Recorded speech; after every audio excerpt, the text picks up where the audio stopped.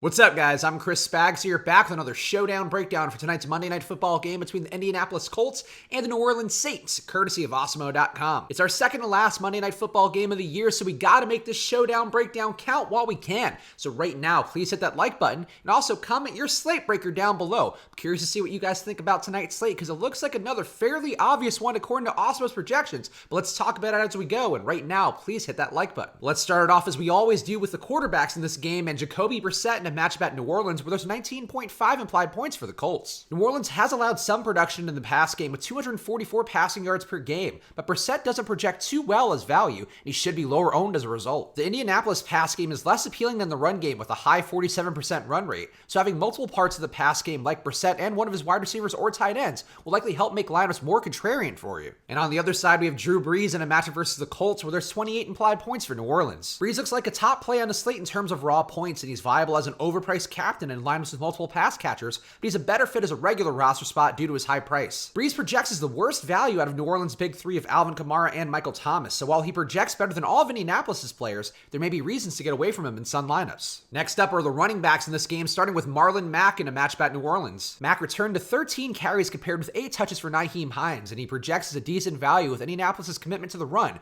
despite New Orleans' strong 86 run defense grade from PFF. A pivot to the pass catcher Hines may be a move in lineups that assume Indianapolis trails New Orleans, but overall neither running back looks like a slam dunk play other than in lineups that assume specific narratives about how the game goes. And on the other side, we have Alvin Kamara and Latavius Murray in this matchup versus the Colts. Alvin Kamara projects as one of the best values on the slate, and he should be extremely highly owned as a result, while Latavius Murray sees less touches, but he's been more productive with his opportunity in recent weeks. Murray is the obvious pivot to Kamara, but could also produce enough alongside him to be in consideration as one way to differentiate your lineup if taking the chalky Alvin Kamara play. And next up, let's talk about the wide receivers and tight ends in this game, starting with Indianapolis' receivers at New Orleans. T.Y. Hilton's status is up in the air, though he reportedly is trending towards playing, and his return would make him Indianapolis' most appealing receiver, with Zach Pascal as a lower owned but less necessary pivot. Jack Doyle seems overpriced, but he's likely to run more routes than Marcus Johnson if T.Y. Hilton is in, while guys like Mo Alley Cox and Chad Williams are infrequent route runners who could be in a lineup or two as dirt cheap dart throws if Hilton is out. And on the other side, we have the New Orleans receivers versus Indianapolis. Michael Thomas projects as the top raw points play on the slate, and he seems like he should be in consideration for captain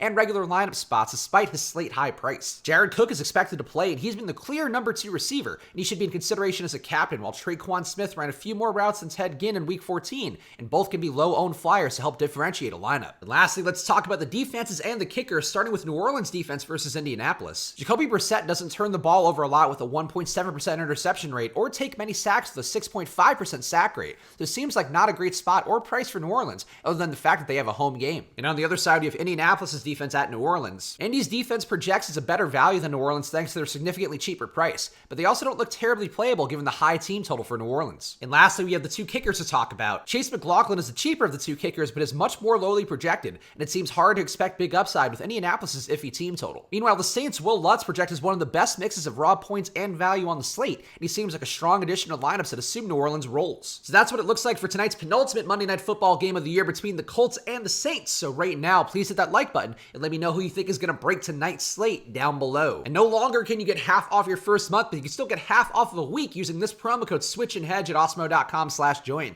can also find packages as low as $3.95 a week on there. So go to Awesemo.com/join right now and check out all of our options available to you. Go follow me on Twitter and Instagram at Chris Spags. I've got 7 days a week of NFL and NBA content down the home stretch of 2019. So check out what I'm doing along with my personal podcast on my pinned tweet on Twitter at Chris Spags. We'll have a live before lock show coming up later on today, so tune in then. And of course, I'll be back with you guys next Monday for another Showdown Breakdown, no game Thursday, so keep your eyes peeled next Monday, and I'll see you guys again then. So enjoy your nights and good luck.